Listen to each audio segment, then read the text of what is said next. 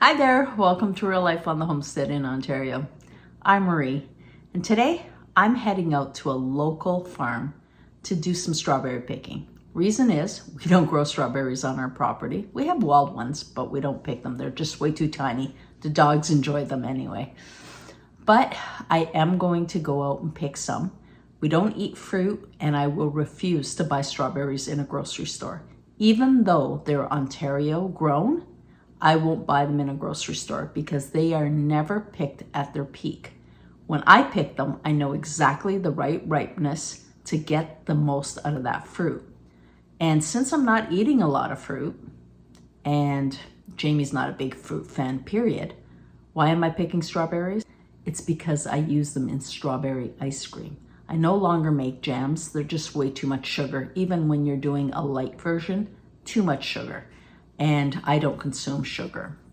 So I'm gonna go out, support a local farmer, pick their strawberries, process them, and have them anytime I need to. So today, the adventure is going off property and supporting a local farmer. I have got my little pails all clean and ready to go. Now I use these smaller pails. I'd say I could probably get about 3 pounds in there comfortably. The reason I use smaller pails is I don't want the berries crushing each other as they sit. So a small pail is plenty. And you wonder, do you save money by going to a strawberry farm and picking your own? It's pretty similar. I call it a wash. The benefits are that you are picking the fruit at the right ripeness to enjoy and get the benefits from those berries. Another thing I need to get prepped is I have my homemade bug spray. And the reason for that is when you're picking berries and you're low to the ground, you are going to get the mosquitoes coming out of the ground. And I don't need to be bit. Look at my buddy asking to be let in. What a sweetheart. Did you want to come inside? I'm actually going to be traveling an hour south of here. My options for strawberry picking locations are an hour south or an hour and 15 minutes north. And the reason I'm going south is because they're ripe and ready to pick now. If I go north, I'd probably have to wait another week to get them at their peak. And I'm going to make the best of these. Prepare to do your strawberries the same day you pick them. Because the minute you let them sit, and if you're picking them at their peak ripeness, then what's going to happen is they're going to get soft on you. So the minute I get back, I am going to wash them, dry them, the stems out of them, and then I'll get them ready. Like I said, I'm going to freeze dry some, and I'm going to crush some and put them in the freezer so that I can make my strawberry ice cream anytime I want it. This is the local farm that I decided to use. And they also have a little farmer's market right at the opening gate.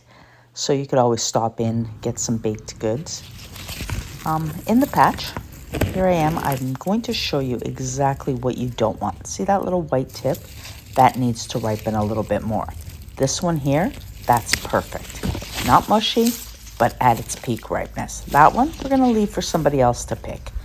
And the rows are quite long. I guess we had the weekend warriors out here, so picking is very thin.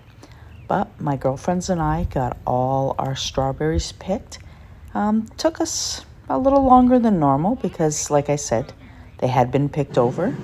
But at home, I'm able to see that I did get exactly what I wanted. I ended up with 12 pounds. That's all I need. Now, I know that I don't need to show you how to wash strawberries. But there is a mistake that a lot of people make. And what I do is wash the strawberries and then lift them out of the water as I put them in my colander instead of dumping my bucket into the colander. And let me show you exactly why. Once you've pulled out all the strawberries, look at all that dirt at the bottom. If you had just dumped your bucket into your colander, you're actually putting all that dirt back on top of the strawberries. So lift your strawberries from the water And then I always give them a final rinse just to make sure we don't have any of that dirt on there. Because after all, we are washing them so that they're clean.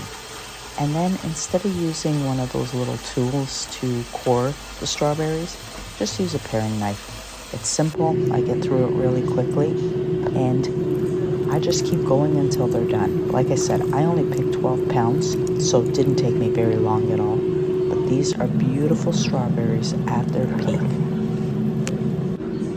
And then I simply just place them on a cookie sheet with a piece of parchment under them. I layer them single layer, place them in the freezer, and this way they will freeze individually. From there, I take them out and put them in zipper bags, vacuum seal them, or freeze dry them, whatever I'm doing with them. But look at how perfectly ripe these are. This is why I pick my own. Want to make sure I get them at their peak. And if you like this type of content, please make sure that you're liking, subscribing, and get notified of our new videos, even when it's not on our property. Little things that I do to make my life easier and living my best life.